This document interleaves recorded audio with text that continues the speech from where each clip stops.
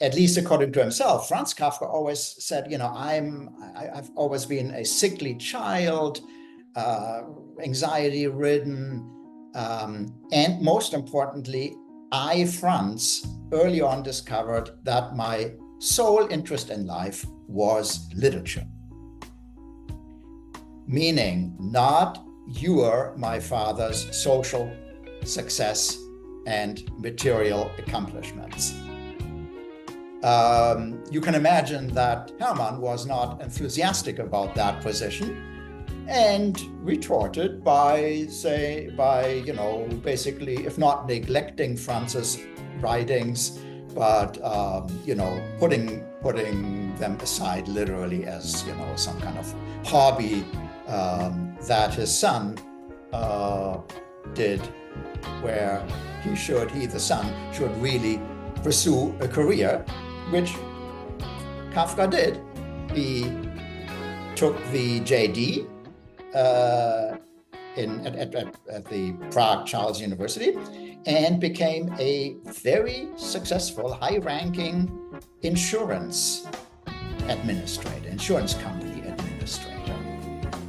And one task that he was given was to look into insurance claims by factory workers who had, injured themselves on their job. And Kafka actually designed, at least on paper, a device that prevented these workers from getting their fingers cut off in these machines used for fashioning furniture or whatever, those rotating knives. But Kafka always stressed that this insurance company job was a total distraction from his true life. So the real life, the actual life, as a highly accomplished and respected insurance manager, was the simulated life, whereas the life in literature, the intangible life in literature, that was what Kafka considered his true calling and authentic life. And that conflict determined all of his life, including his relationship to women, which was very complicated and troubled. For one thing, because he was engaged twice to the same woman and a third time to another woman. The first two times to a very, independent woman, later on moved to Berlin, Felice Bauer. And that was a stormy, non-affair, because Kafka needed Felice as a projection screen for his endless correspondence to her, where basically he talked about himself, his fears, his philosophical ideas, you name it. But he always wrestled with the idea, or at least he pretended. And Kafka, with all his search for truth, which we will address in a moment, we need to be very, very mindful that Kafka, like many other writers,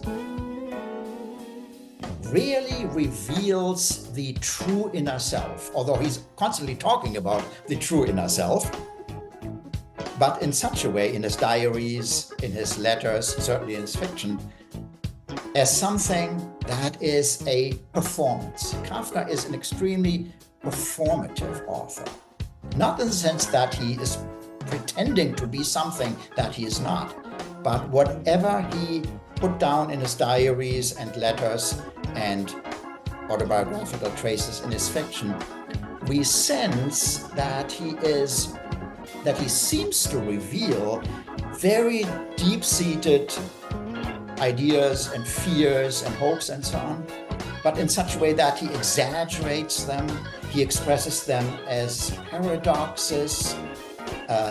He's very often very self-ironic.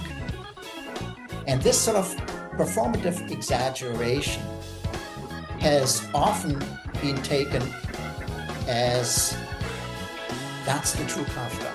But no, it's, when we do a close reading of these diaries and so on, we see that he is A, contradicting himself very often, and B, he is exaggerating whatever he wants to say in such a way that we feel that he's really not opening himself up totally, but is actually protecting himself. In other words, the exaggerated opening of himself onto the page of his diaries and letters is actually, when we take a close look at the wording, a way of concealing what we still don't know was his inner being. This includes Kafka's very troubled relationship with Felice.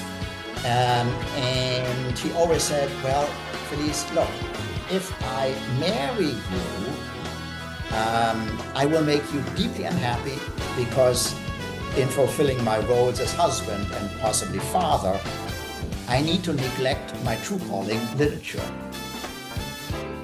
And that makes me unhappy, and by extension will make you, Felice, unhappy. So he finally dissolved the engagement. That happened twice, actually. And only later on in his life did he have a very, very meaningful relationship in Berlin. But then he was already fatally sick with laryngeal tuberculosis. So he spent 3.5 years or so in Berlin. And then died in 1924 of laryngeal tuberculosis. It's like there's a definite message.